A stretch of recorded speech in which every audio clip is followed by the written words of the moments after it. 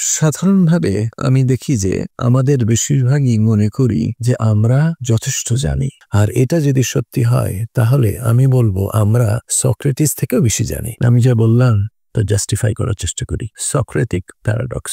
In a dialogue, এক সংলাপে যখন প্লেটো সক্রেটিসকে জিজ্ঞেস করলেন যে আপনি কত জানেন, সক্রেটিস বললেন, 4 hours conscious I knew practically nothing। তিনি অতটুকুই জানেন যে তিনি কিছুই জানেন না। কোরআন কি বলছে?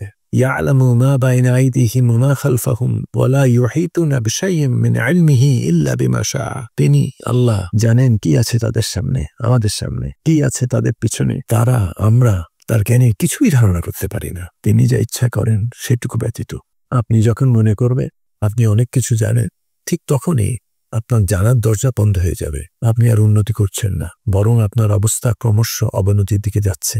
I see a minimal worker hardly have any education। প্রায় দেখানোর চেষ্টা করে যে সে অনেক কিছু জানে, প্রায় অন্যদেরকে শেখানোর চেষ্টা করে, কিছু বলার চেষ্টা করে, সম্ভবত স্বীকৃতি পাওয়ার জন্য।